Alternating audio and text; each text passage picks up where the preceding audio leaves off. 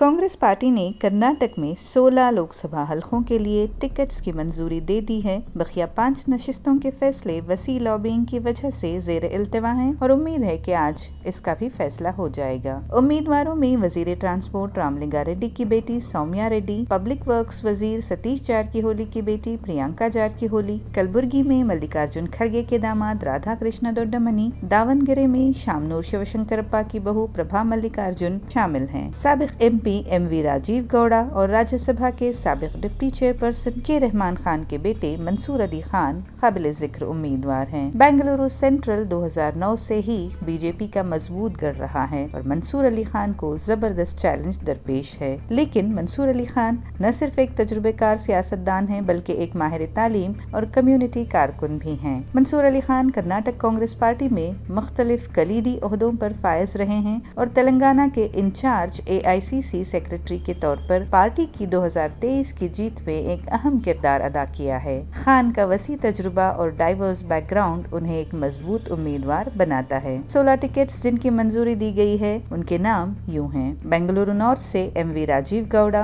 Bengaluru south Sowmya Reddy, Bengaluru central Mansoor Ali Khan, Mysuru M Lakshman, Davanagere Prabha Mallikarjun, Dharwad Vinod Asooti, Kalaburagi Radha Krishna Doddamani, Raichur G Kumar Naik, Bagalkot Samyukta Patil, दक्षिण कन्नड़ा पद्मराज, उडुपी चिकमंगलूर जयप्रकाश हेगड़े, कोप्पल राजशेखर हितनाल, उत्तर कन्नड़ा अंजलि निंबालकर, बीदर सागर खांड्रे, बेलगाम मृणाल हेब्बालकर, चिक्कोड़ी प्रियंका जारकीहोली।